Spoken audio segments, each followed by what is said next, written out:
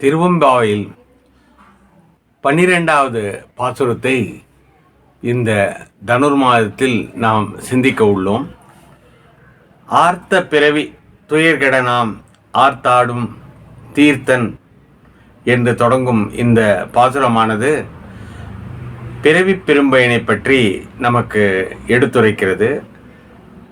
ஒரு ஜனன மரண அந்த காலத்தில் மிகவும் முக்கியமானது இந்த பிறவி பெரும்பயனாகும்.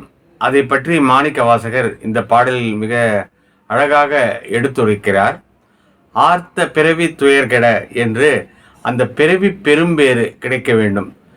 பவரோக நிவாரணி என்று நாம் சமஸ்கிருதத்தில் சொல்வோம். அப்படி இந்த பூவுலகில் மீண்டும் ஜனித்து நாம் வாழ்க்கையை தொடர்ந்து கொண்டிருப்பதை அதனை நாம் அறுக்க வேண்டும். ஆர்த்த பிறவி துயர்கெட என்று அது ஒரு துயரமான விஷயம். அப்படிப்பட்ட அந்த பிறவி துயரிலிருந்து நாம் கரை தேர வேண்டும் என்பதே இந்த பாசுரத்தின் விளக்கமாகும். ஆர்த்த பிறவி துயர்கெட நாம் ஆர்த்தாடும், நாம் எல்லோரும் இந்த பிறவி பிணியிலிருந்து விடுபட சிவபெருமானை வேண்டி வணங்குகின்றோம். துயர்கெட நாம் ஆர்த்தாடும் தீர்த்தன், அப்படி தீர்த்தத்தில் இருக்கக்கூடியவன். தீர்த்தம் என்று சொல்லக்கூடியது தலங்களில் வியாபித்து இருக்கக்கூடிய சிவபெருமான். தீர்த்தன்னல் தில்லை சிற்றம்பலத்தே என்று குறிப்பிடுகிறார். தில்லை சிற்றம்பலம் என்று சொல்லக்கூடிய சிதம்பரத்தில் இருக்கக்கூடிய நடராஜ பெருமானை நினைத்து அவர் பிறவி பிணியை அகற்ற வல்லவர் என்பதை அழகாக எடுத்துரைக்கிறார். நல் தில்லை சிற்றம்பலத்தே தீயாடும் கூத்தன். சிவபெருமானானவர் சதா சர்வகாலம் தனது நடராஜர் உருவத்தில் கூத்தாடி கொண்டிருப்பவன். அப்படி கூத்த பெருமானாக இருக்கக்கூடிய சிவபெருமான் நடராஜர் வடிவத்தில் தீயாடும் கூத்தன் என்று இவர் குறிப்பிடுகிறார். தனது இடக்கரத்தில் தீயினை ஏந்திய வண்ணம் இங்கே அவர் இருப்பது மிகச் சிறப்பான ஒரு விஷயமாகும்.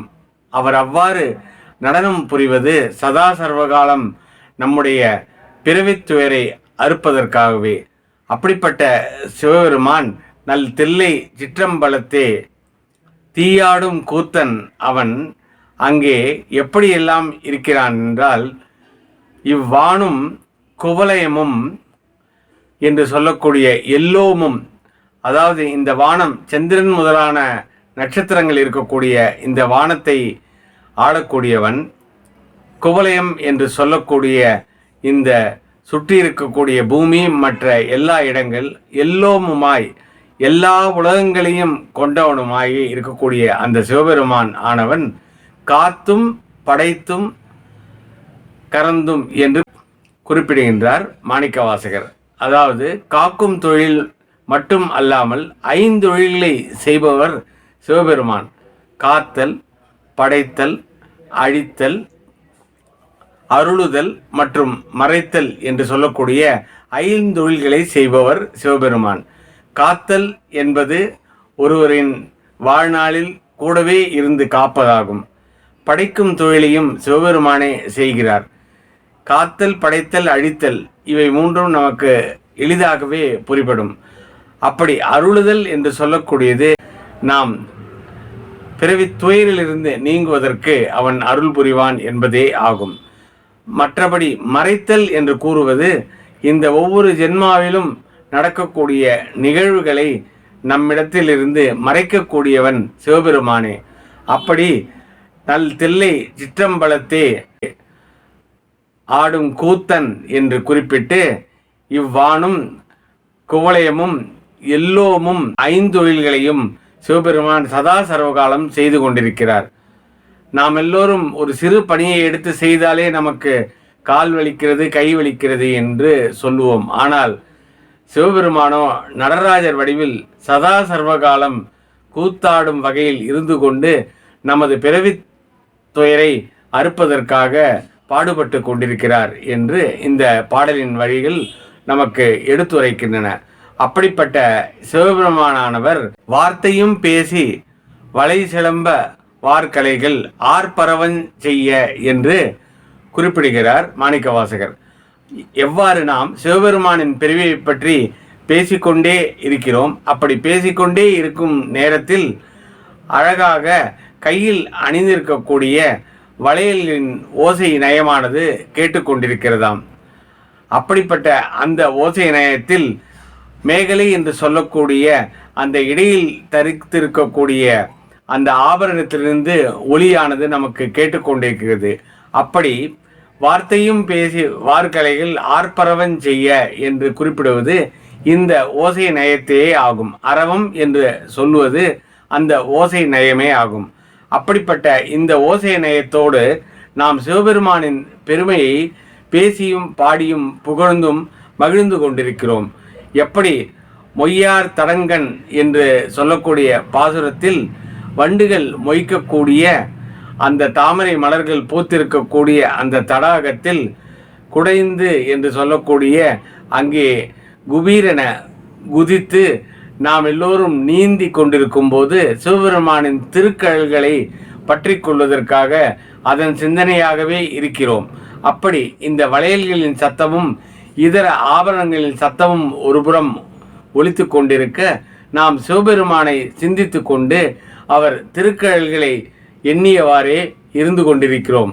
ஆர்ப்பரவன் செய்ய அணிகுழல் மேல் வண்டார்ப்ப என்று அழகாக சொல்லி பூத்திகழும் பொய்கை குடைந்துடையான் பொற்பாதம், அதாவது மொய்யார் தடங்கன் என்று சொல்வதை இந்த பாசுரத்தில் பூத்திகழும் என்று அழகாக அந்த மலர்கள் இருக்கக்கூடிய பொய்கை குடைந்துடையான் பொற்பாதம், அந்த குடைந்து கொண்டு நாம் அங்கே நீந்தி கொண்டு சிவபெருமானின் பொற்பாதங்களை நினைத்து கொண்டு ஏத்தி இருஞ்சுனை நீர் ஆடையிலோர் எம்பாவாய், அந்த சிவபெருமானின் பெருவையை நாம் எல்லோரும் பேசிக்கொண்டே அந்த பெரிய நீர் சுனையில் நாம் நீராடுவதற்காக இங்கே சித்தமாக இருக்கிறோம்.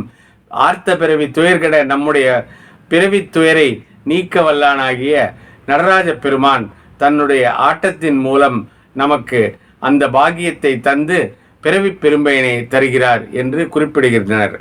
எப்படி விஞ்ஞான ரீதியாக புரோட்டான், நியூட்ரான், எலக்ட்ரான் என்கின்ற வடிவமே நடராஜர் தத்துவம் என்பதை பிற்காலத்தில் விஞ்ஞானிகள் உணர்ந்தார்களோ, முற்காலத்திலேயே நடராஜர் தத்துவத்தை நம்முடைய சைவ சமயத்தில் மிக அழகாக விளக்கி அவருடைய உருவமானது இந்த ஐந்தொழில்களை நமக்கு எடுத்துரைப்பதாகவே நாம் புராணங்கள் மூலம் அறிகிறோம். அப்படிப்பட்ட இந்த பாசுரத்தை யாரெல்லாம் கேட்கின்றனரோ அவர்களுக்கு பிறவி துயர் நீங்க பெற்று பிறவி பெரும்பயன் பெறுவார்கள் என்பது சத்தியம் என்று மாணிக்கவாசகர் குறிப்பிடுகிறார்.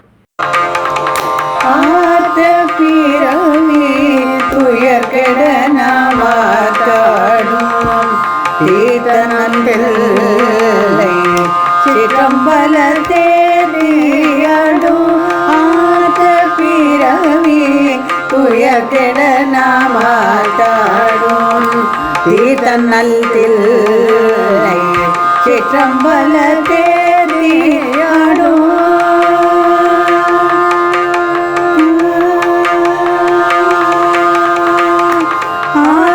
பிறவி துயர்கெட நாமார்த்தாடும் தீர்த்தநல் தில்லை சிற்றம்பல தேடியாடும் கூத்தனிவ